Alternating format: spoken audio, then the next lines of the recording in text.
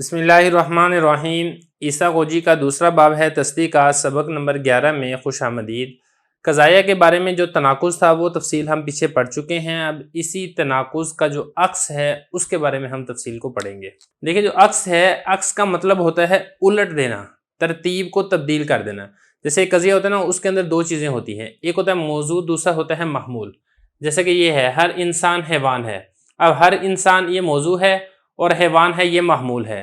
تو اب اس کو الٹ دینا ترتیب میں، یعنی موضوع کو محمول بنا دینا اور محمول کو موضوع بنا دینا، یہ عکس کہلاتا ہے۔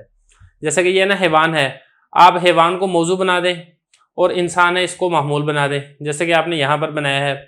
کہ بعض حیوان انسان ہیں، تو یہ قضیہ ہے اور یہ اس کا برعکس ہے۔ لیکن اس کے لیے دو شرطیں ہیں۔ پہلی شرط تو یہ ہے کہ اگر پہلا قضیہ موجبہ ہے تو اس کا جو عکس ہے وہ بھی موجبہ آنا چاہیے۔ اگر اس کا عکس موجبہ نہیں سالبہ آ رہا ہے تو پھر یہ درست نہیں ہے۔ جیسا کہ یہ ہے، ابھی دیکھنا یہ موجبہ ہے، یہ موجبہ کلیہ ہے، اب اس کا جو عکس ہے یہ بھی موجبہ ہے لیکن جزیہ ہے۔ اسی طریقے سے اگر پہلا قضیہ وہ سالبہ ہے تو دوسرا قضیہ یہ بھی سالبہ ہونا چاہیے۔ اگر دوسرا قضیہ سالبہ نہیں ہوگا تو پھر بھی عکس نہیں آ سکتا۔ یہ ہوگی پہلی شرط۔ نمبر 2، دوسری شرط یہ ہے کہ اگر ایک قضیہ سچا ہے تو اس کا عکس یہ بھی صادق ہونا چاہیے۔ اگر ایک قضیہ کاذب ہے، جھوٹا ہے، تو دوسرا قضیہ جو اس کا عکس ہے وہ بھی کاذب ہونا چاہیے، تو تب یہ ہو سکتا ہے۔ اور اگر ایسا نہیں ہوگا تو تب بھی عکس نہیں آئے گا۔ مثال کے طور پہ اگر ہم یہ کریں نا ہر انسان حیوان ہے، اب یہ والا سچا ہے، یہ صادق ہے، اور اگر ہم اس کا عکس اس طریقے سے نکالیں، جیسے یہ کلیہ ہے نا، اگر ہم اس کو بھی کلیہ کر دیں اور ہم یہ کر دیں ہر حیوان انسان ہے، ابھی دیکھیں نا موضوع کو ہم نے محمول کر دیا اور جو محمول تھا اس کو ہم نے موضوع کر دیا، لیکن اب اس میں مسئلہ یہ بنے گا کہ یہ جھوٹا ہے، ہر حیوان انسان تو نہیں ہے، بعض حیوان انسان ہے، تو اسی لیے یہ اس کا عکس نہیں آ سکتا، کیونکہ یہاں پہ شرط مفقود ہے۔ شرط ہماری یہ تھی کہ اگر پہلا سچا ہے تو دوسرا بھی سچا ہو، اگر پہلا جھوٹا ہے تو دوسرا بھی جھوٹا ہونا چاہیے، اور یہاں پر یہ شرط نہیں پائی جا رہی، اسی لیے ہم نے کہا کہ اگر پہلا قضیہ وہ موجبہ کلیہ ہے تو اس کا جو عکس آپ نے نکالنا ہے وہ آپ نے موجبہ جزیہ نکالنا ہے، موجبہ کلیہ نہیں نکال سکتے۔ اب جب اس کا عکس آپ نے نکالا نا موجبہ جزیہ، اور آپ نے یہ کہا بعض حیوان انسان ہیں، تو اب یہ بھی سچا ہے،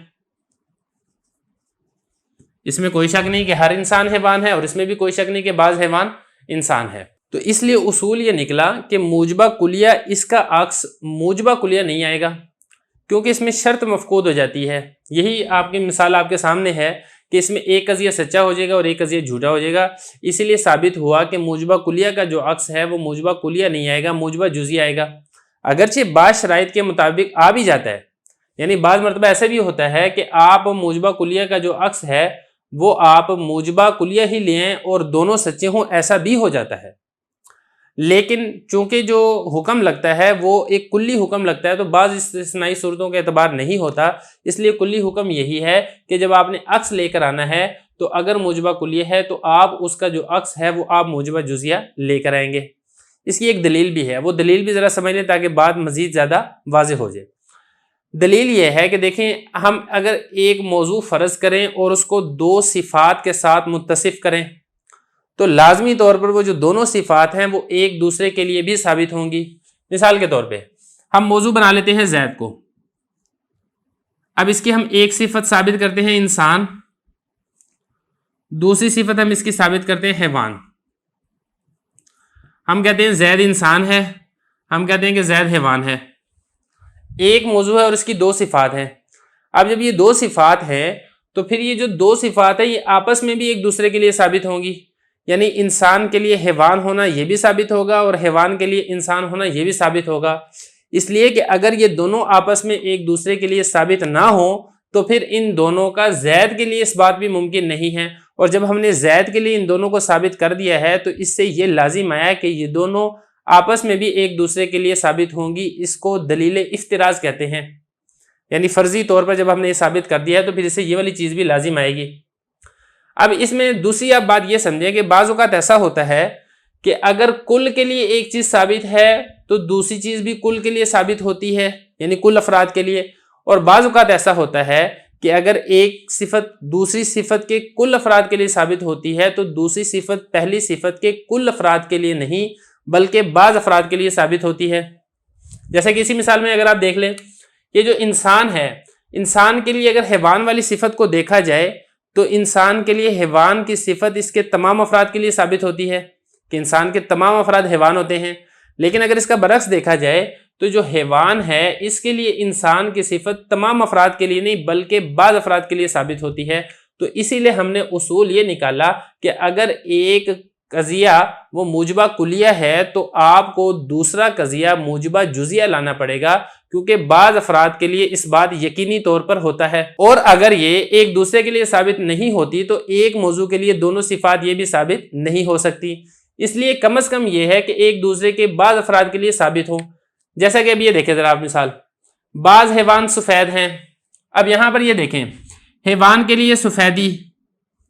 کا اس بات کیا جا رہا ہے اور حیوان کے بعض افراد کے لیے کیا جا رہا ہے۔